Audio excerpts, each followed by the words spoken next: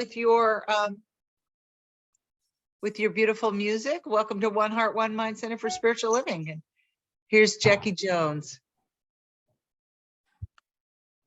Amazing grace shall always be my song of praise. For it was grace that bought my liberty. I do not know just how love came to know me so. Love looked into my heart and saw my need. And I shall forever lift my head in thanks to thee, to thank my God for all that's done for me. How marvelous that grace that caught my falling soul. Love looked into my heart and saw my need. And I shall forever head in thanks to thee, to thank my God for all that's done for me. How marvelous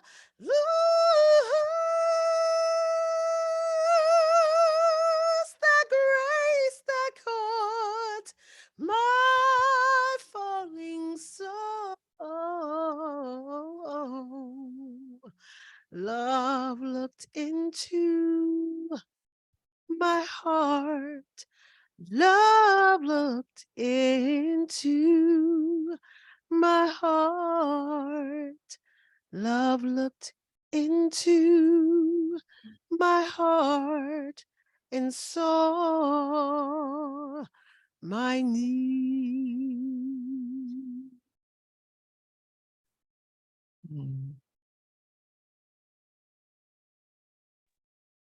That was beautiful.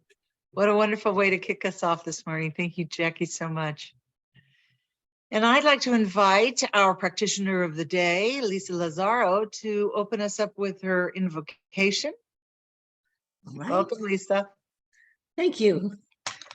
I think that Jackie just put us in that wonderful space with her beautiful, beautiful voice. And so perhaps we can take another nice deep breath. And knowing that the breath that we breathe is the same breath that goes through the whole universe and all of nature and each one of us, and that there's only one. Each of us is a unique expression of that one. It's an expression of the love energy that brings everything together, creating new patterns and experiences in ever-evolving spirit of transformation. And I speak my word for this service today, knowing that it is blessed, adding to the joyful growth of each person who sees or hears it, and takes joyful expression, ever-expanding joyful expression of one heart and one mind, both as a center and as a message. And I'm so grateful that we have the opportunity to gather together like this, to experience the blessing of this service, and especially to hear our guest speaker, and just the opportunity to gather together and be one in the spirit of that presence for which there is no absence. And so I release my word into the law And we can release together by saying, and so it is. Yes. And then my quotes. Because of the fact that we spent the past month talking about home, I came to find myself hearing the words from the Wiz that the longing for home, but that it's real, very real. Anyway, and it's real, it's so real. I've learned we must look inside our hearts to find a world full of love, like yours, like mine, like home. And that it's from The Wiz, which of course is the same story as The Wizard of Oz, just has Michael Jackson as the Scarecrow. But the whole, because of the fact that I both love metaphor and fantasy, the Wizard of Oz story is just one that just resonates with me totally. When you consider that the three main characters, the Scarecrow, the Lion, and the Tin Man, all represent mind, body, spirit, and the coming home with that. And so at any rate, that's how I'm seeing the coming home, is that coming into that place within, which is safe and secure, and is where spirit is, where it's possible for us to really resonate with spirit, really understanding its presence and living from spirit. And then the other thing that came to my mind, actually, after I found the quotes, was I was listening to something with Carolyn Meese, and she was talking about grace, and she talked about the fact that she's a great teacher, and that she operates on 6 cylinders, but it's kind of like 3 cylinders are her, and the other 3 cylinders are grace. And that's kind of what I felt overall, is that sense which comes to Ernest, in a sense, that if we are able to build in mind the kind of home we wish, and there's nothing in our subjective thought which denies this, then we should be able to decide and demonstrate for ourselves that kind of home we desire. And so my sense is that we can do it, and that then once we've developed that home within, then grace comes in to support it and to expand whatever it is we're seeking to either experience or give to the world. And so that's my take for today. So maybe we have the, do we have the, you know, the, what I can't think of the word. Yes, the affirmation for November. Affirmation for November. Yes, thank you. Jean's got it for us. Oh, what a beautiful picture. That is a beautiful picture. There it is. There we go. Maybe we can say it together. I am grateful for my comfortable home. I'm grateful for my spiritual home. I am grateful that I carry my home in my heart. I am grateful that I am the natural home of God. I am grateful, I am grateful, I am grateful. And so it is.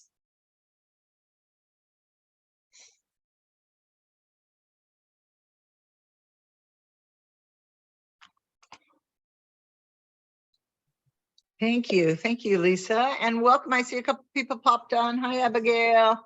Hi, Gisela. So Jackie's got some more music for us. Okay, so Lisa, you mentioned The Wiz. That's one of my favorite movies, musicals. And yeah, with Diana Ross as she plays, what did she play? The main character. Dorothy. She plays Dorothy, and Michael Jackson, and so great. So you reminded me of that song Home, and I've never I was gonna sing something else. I've never sung Home. So this is either I can fall on my face or whatever. Maybe you guys can help me with it if you know it, but I'll just try to hum it up, try to get through it. But I love that song. Anybody familiar with that song, Home from The Wiz? Yes, no? Okay. So maybe y'all won't know if I fall on my face. All right, let's see. When I think of home, I think of a place where there's love overflowing. I wish I was home. I wish I was back there with the things I've been knowing. When that makes the tall grass bend into leaning, suddenly the raindrops that fall have a meaning, sprinkling the scene makes it all clean.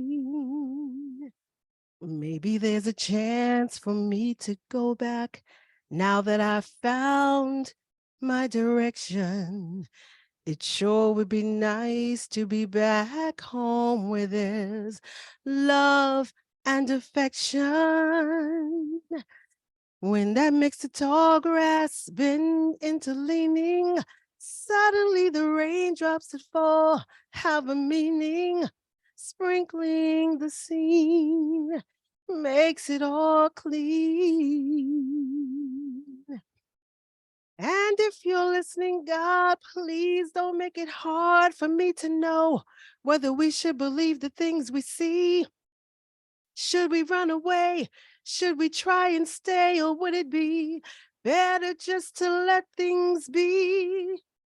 Living here in this brand new world might be a fantasy, but it taught me to love. So it's real to me. Now I've learned that we must look inside our hearts to find a world full of love, yours like mine,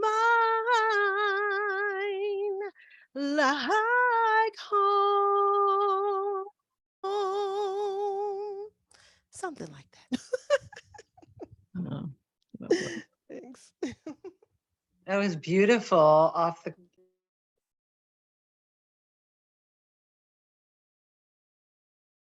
help me welcome our guest speaker, Natasha Eckholm.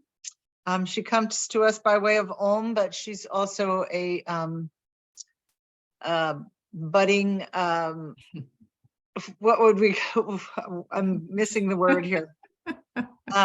You know what I'm talking about. Anyway, I'll let you introduce yourself more thoroughly. Okay. Thank you, Reverend Michelle. Good morning, everybody. It's a pleasure to be here with all of you. And as Reverend Michelle said, my name is Natasha Eckholm. I am a practitioner at Ulm Center for Spiritual Living and a ministerial intern. So I'm just completing my ministerial program with Holmes Institute and the School of Leadership at the Centers for Spiritual Living. And we'll welcome all your kind thoughts to know that I complete this program as of March 2023. And then perhaps the next time I visit you, you can call me Rev. But in the meantime, I'm Natasha. And as I said, I'm so glad to be here with you on this special holiday weekend, just knowing that all of your members who are having adventures are having wonderful ones this weekend. You know, we live in such a confusing time in some ways, I think. You know, we've just shared this lovely holiday, many of us over the weekend, a holiday that gives us the opportunity to reflect on our blessings and to share those feelings with our loved ones, our friends, and our family. And at the same time, we are kind of bombarded with negative and polarizing messages and kind of just a numbing succession of fearful events like these continued mass shootings that are taking place. And thinking about all of these things and the juxtaposition of them has really brought me these days to think more about grace. And so I wanted to share some thoughts about grace with you today. And that's the title of my talk, Grace, It's Not Just Before Dinner. So to go on, you know, those of you who were raised in Christian churches may be familiar with some of the uses of the word grace. And of course, perhaps the most familiar one is the idea of that short prayer that's often offered before a meal, right? A prayer of thanksgiving, recognizing God as the source of our sustenance and our blessings.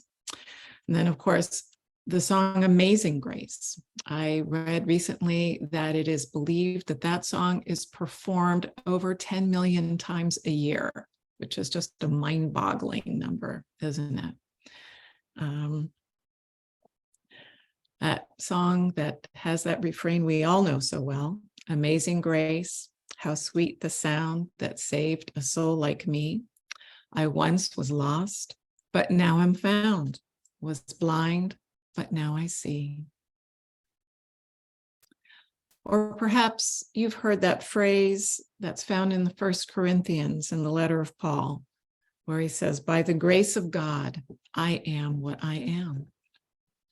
So we're familiar with the word grace, but what is the concept of grace? What does grace actually mean? So divine grace is a concept found in many religions, and it's been defined variously. I'm going to read you a brief definition, but as the divine influence which operates in humans to regenerate and sanctify, to inspire virtuous impulses, and to impart strength to endure trial and resist temptation. So there's a lot to unpack there. In Christian belief, grace is the unmerited and free favor of God that is manifested in the salvation of sinners and the bestowal of blessings, right? God's grace in the Christian tradition redeems original sin and all forms of error.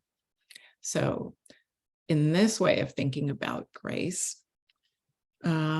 human beings were tainted by original sin, that is the disobedience of Adam and Eve, but by accepting Jesus as their savior, they are redeemed of that, right? And thereby saved. That is the Christian idea of grace. And in the Bible, in John, we hear another expression of grace. Out of the fullness of his grace, he has blessed us all, giving us one blessing after another.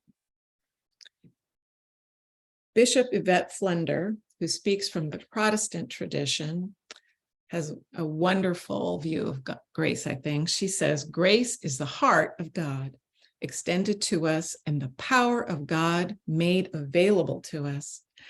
Grace makes us able to be what God commands us to be. Grace both ensures our victory and the end of the journey and walks with us day by day. And as I have heard her say once, grace loves the hell out of us. And I find that a very powerful and comforting idea, that it loves the hell out of us. Now, in New Thought and Science of Mind, grace is seen somewhat differently because we do not believe that man is tainted by original sin, right? We recognize sin as error and ignorance, but not as something that we carry, right? So sin is a consequence of ignorance and a belief in separation that can be resolved through understanding the truth.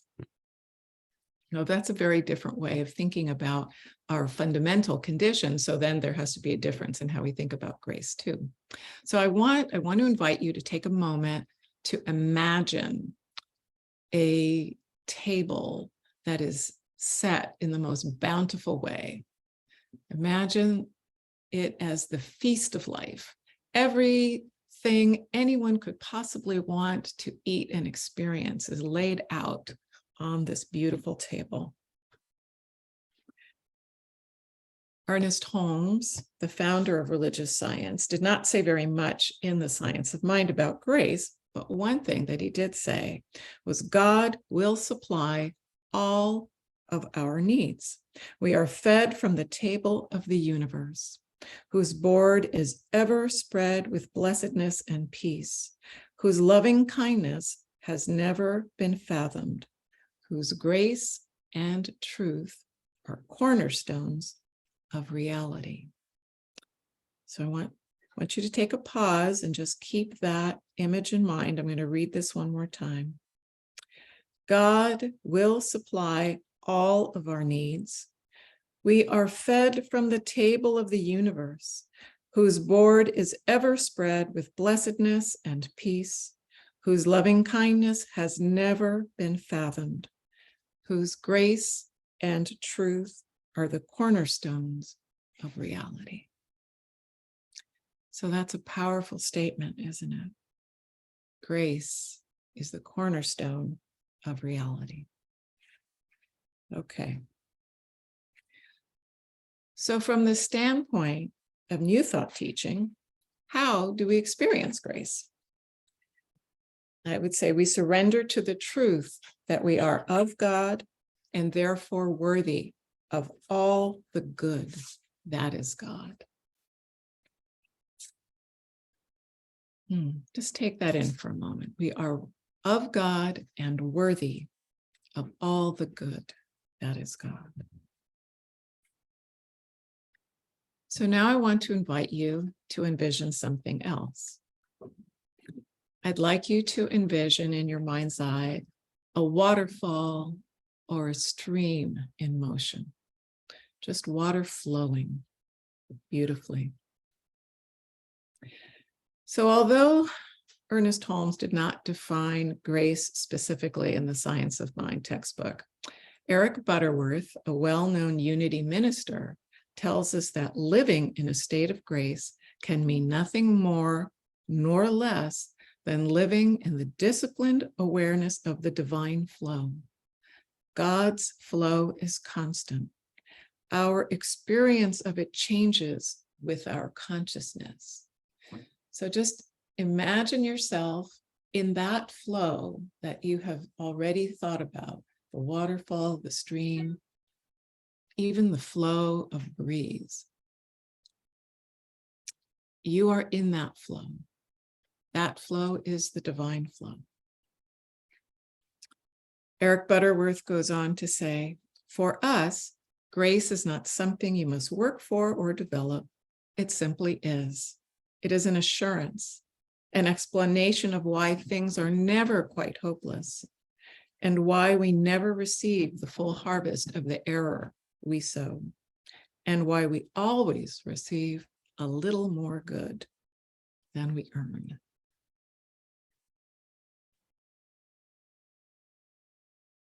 So what does grace look like in real life? I came across a really lovely story recounted by Dr. Martin Luther King Jr. about an experience of grace that he had.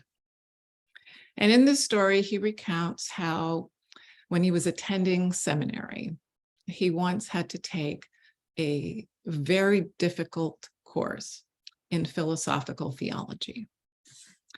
And at the end of the course, they had an exam.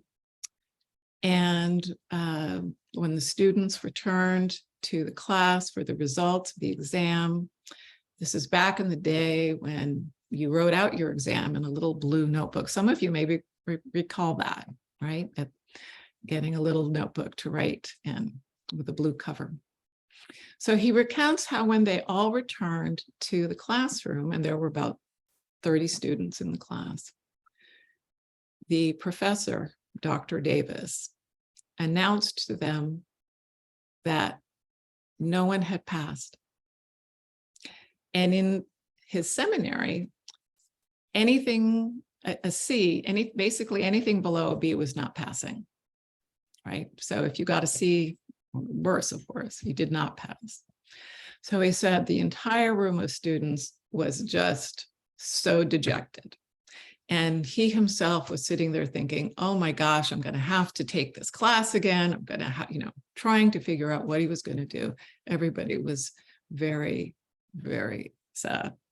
And he said, and then the professor said, well, he said, you've been a loyal class. So I think I really need to do something to help you out. And so he passed back the booklets to each of the students.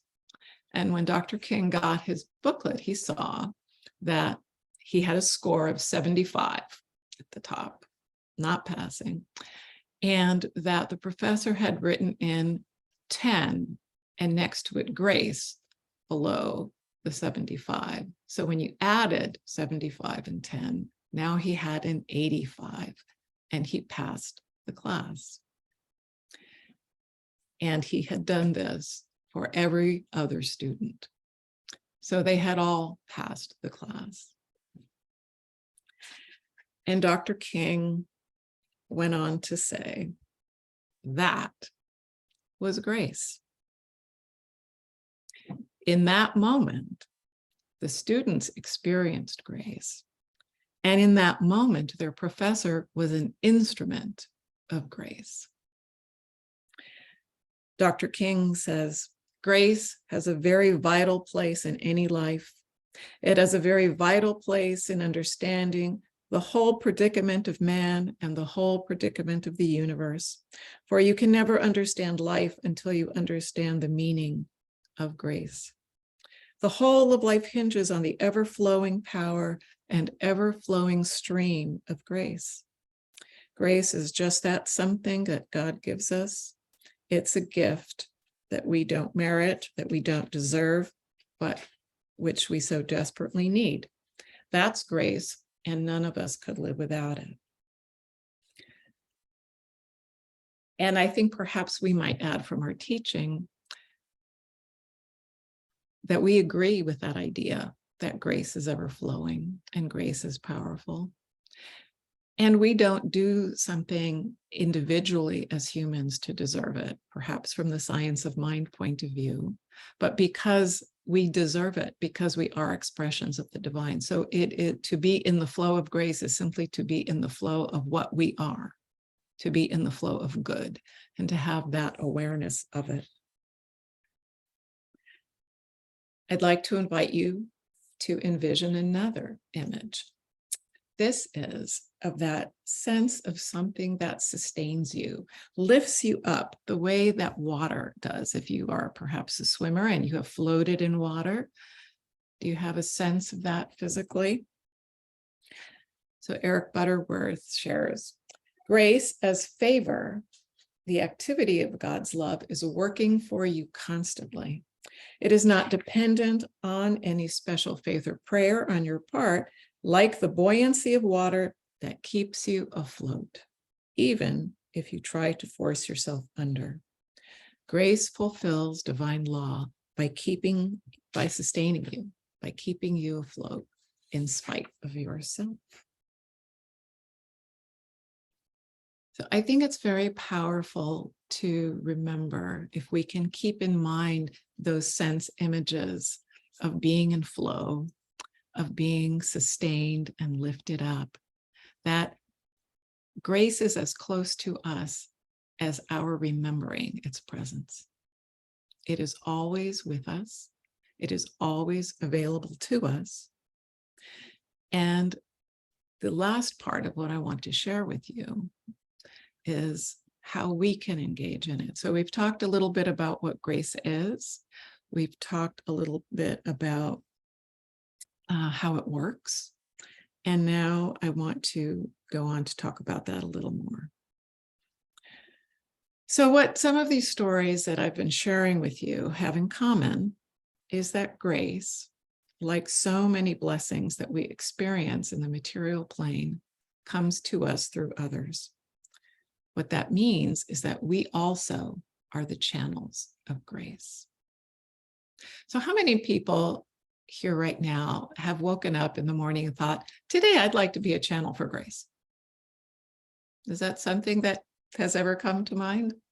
I wouldn't say I typically wake up that way either, but do you wake up thinking, today I'd love to do something nice for someone? Yeah, I bet everybody has at one time or another, right? Well, when you do that, you are choosing to be a channel of grace. So one thing that's interesting about exploring ideas of grace is that you can come across some slightly different emphases in these ideas. So where in the Christian tradition, the focus is on grace in terms of belief, right? We experience grace because we choose to believe in salvation through Jesus. So the focus is belief. In the Jewish tradition, the concept of grace seeks to balance grace and justice. And so as a result, it is focused more on actions than just on belief. So we are at choice every day in every moment with respect to our actions, right? We can choose what it is we are going to do. And often we get so caught up in the busyness of everything that we need to do, right? All of our responsibilities, work, with family, with friends. It's easy to forget the intentionality of our choices sometimes. In the letter of Peter in the Bible, it states, each of you should use whatever gift you have received to serve others as faithful stewards of God's grace in its various forms. So each of us has been endowed by the divine with unique and special gifts. And so I would argue that we are all called on to find the ways that we should share those gifts to be channels of grace. I don't know if any of you attended the concert a few years back that Joan Baez offered at Humphreys. I am a great fan of Joan Baez, so I was thrilled to be there with her and, hey, a couple thousand of our best friends in San Diego on a lovely evening there by the bay. And there were several things that she sang that night that really speak to this particular theme that we're talking about. But one of the things that she sang that night was the song, "The President Sang Amazing Grace." And I don't know if you recall the occasion when he sang that. That was in 2015, after the shootings at the church in Charleston, South Carolina. But one of the refrain of the song is, "But no words could say what must be said for all the living and the dead. So on that day and in that place, the president sang Amazing Grace. My president sang Amazing Grace." And I remember in that moment when she sang that song, it just was so powerful. I can still remember just being so filled with emotion.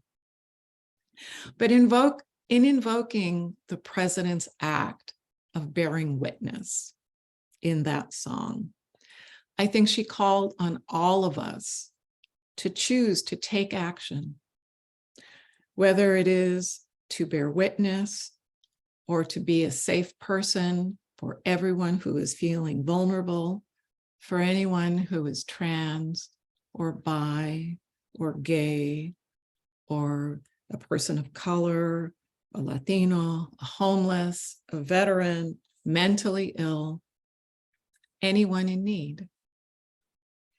How do we do this? Well, we all know how, right?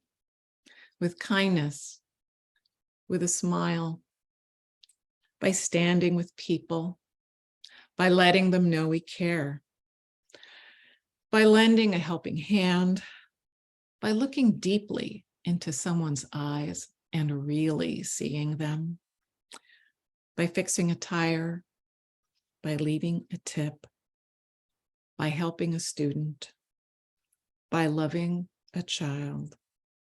Indeed, the opportunities are endless, aren't they? To embody what Reverend Michelle referred to earlier in the meditation for those of us who were there, loving kindness, right? So we've been talking this morning about grace, about what it looks like and how it works. I believe that in remembering the idea of grace, of how to receive and accept it, and how we may serve as channels for that, that we can choose to embody our teaching at its most profound level. Because that truly affirms our connection with Source, with God, with good, with that source of all there is. So in these sometimes challenging times, when events seem difficult and dark, I invite you to remember that God's grace is always flowing through you, available to you, and available through you as a blessing to others. So I want to offer an affirmation to you as we close our time together, and I'm just going to repeat it 3 times for you today. Today, I am an instrument of God. Grace flows through me, blessing me and all I need. Today, I am an instrument of God. Grace flows through me, blessing me and all I need. Today, I am an instrument of God.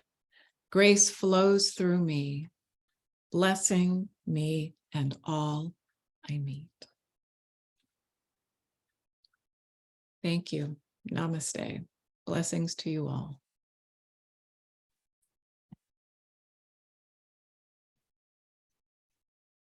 Natasha, that was really lovely. Thank Such grace. That was really touched my heart. And you have such an even, peaceful speaking voice that it's almost meditative when you speak. It was really lovely. Thank you for that so much. Oh, so I'm trying to remember who's doing the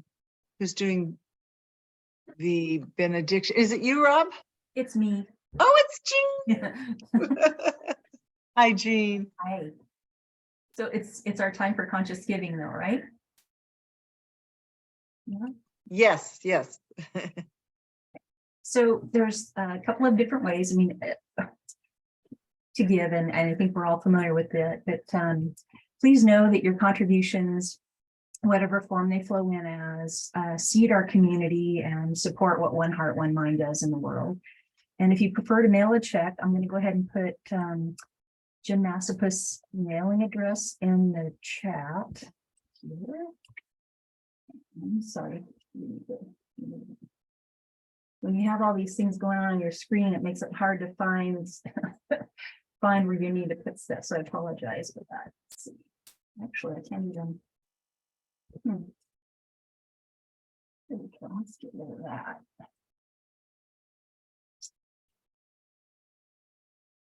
Actually, does anyone, how about if I'll do this? I'm going to go ahead and put the address. I'll put the address in the chat in just a minute. Let's go ahead and read our affirmation, our giving affirmation. Everything flows from the nature of God's good. We receive from this flow. We give from this flow, and we give in gratitude and in love. We have faith in the infinite giving nature of spirit, and so it is.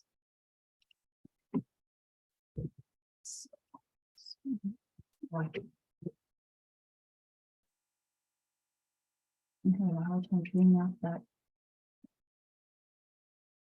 Sorry, I cannot see the. I don't have access to the controls for some reason. I'm sorry. Yeah, not a problem. Do you, let's see.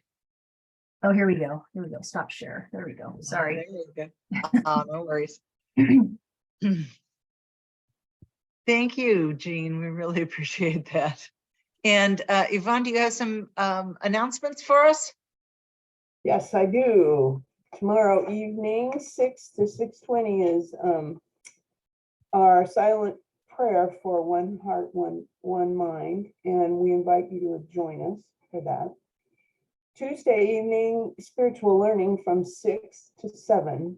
And this week we'll be discussing another spiritual practice from the book Ask and It Is Given by Esther and Jerry Hicks. And you're welcome to join us. We love it. It's really, we're having a good time picking and choosing what we're reading and what we're learning from it. It's really, really great. And if you want to have the reading that you, for this time, you can just contact Reverend Michelle and she'll make sure that you have it. It's about 6 pages maybe. It's not a big deal, Yeah. but that is a really wonderful evening that we have. And Jackie that sang for us today and will sing some more, even joins us. So it's really fun. Saturday, December 3rd, we'll have our interfaith service on Zoom. And that takes place instead of our meeting on Sunday. So you have to remember not to come on Sunday if you do this Saturday thing. Our center will join together with the Havara Synagogue in Ashland, Oregon. And it will be led by Reverend Michelle and Rabbi David. And they're going to focus on compassion. And it really promises to be really great. And I would encourage you to invite anyone that you think might enjoy it. I through the last couple of weeks have thought of about 6 people that I've sent the information to, and you can read more about it on the website, or the website or the newsletter. And don't forget that we've adopted a family through Interfaith Services in Escondido, and we really need to have you get your contribution in there because we want them to enjoy a wonderful Christmas. And so we got to get going on it. Christmas is coming up, folks. It really is. And then please remember that we have our unexpected fundraiser continuing. And I said last week that we had over $3,000 we had made with this. And we also, then I think it was after that we found out we had another 500 that we could put on there. So it's working wonderfully and it's fun. Raylene actually wrote to me last week and said she got a free cucumber. So I said, well, I'm curious to see how you decide how much that was worth. But anyway, it's a lot of fun. And then we have our kindness fund and our music fund, which you can give to anytime you feel like it. If you wanted to hear Jackie do some certain wonderful piece, you can donate a little money and tell her what you want and she'll do it. Right, Jackie? So that's all I have. Thanks, Yvonne. I just wanted to add a little bit more. I've been meeting with Rabbi David Zaslow every week, and we've been adding and tweaking our sacred service, which is compassion, the key to living in a challenging world. And it's going to be a fabulous service. So I really encourage everyone to join us. I really believe in that kind of interfaith coming together. So and it's amazing, isn't it, how you see how close together we are?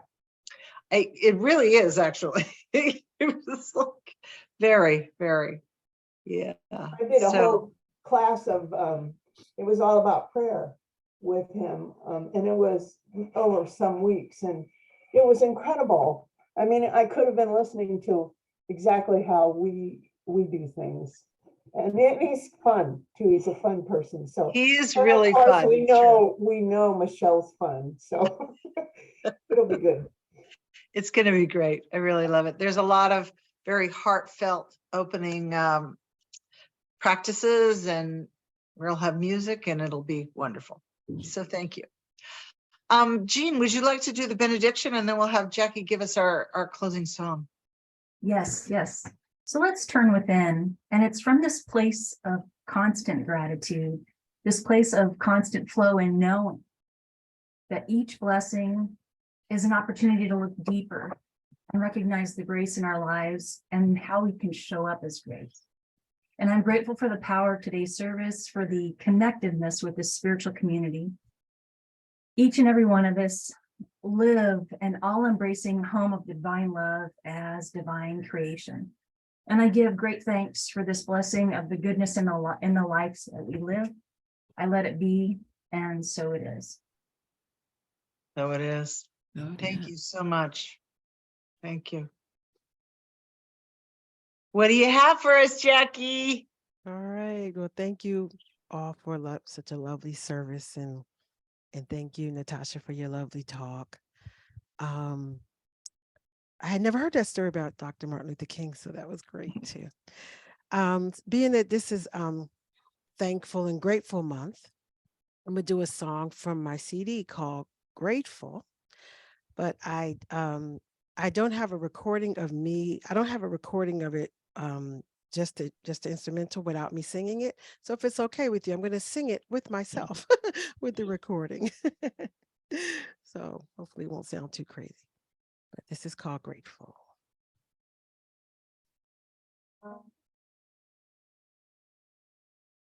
Yeah.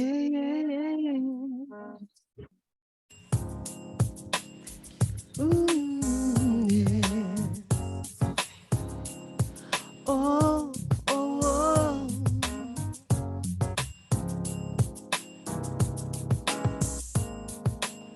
So many ups and downs in this thing called life. But whenever I'm feeling blue, I think of you and I feel brand new. And every day I'm thankful. Yeah, yes. Every day I'm grateful. Grateful for you.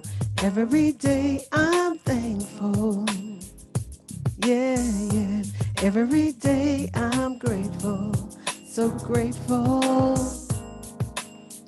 All of my doubts and fears vanish when you're near. When I need you, I know you're not far. You're my bright, shining star. And every day I'm thankful. Every day I'm grateful, yeah.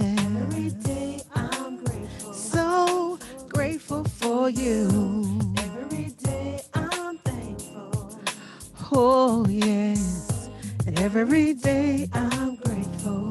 So grateful. Every day.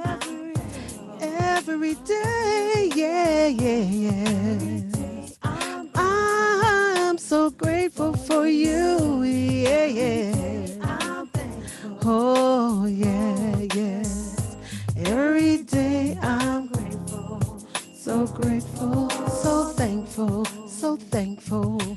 You were with me through everything that I've been through. Grateful for your love, patience with me. Yes, you never let me down. That's why I love you. Yeah,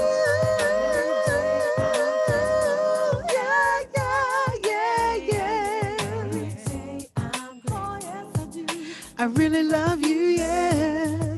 Yeah. And every day I'm grateful, so grateful. Thank you.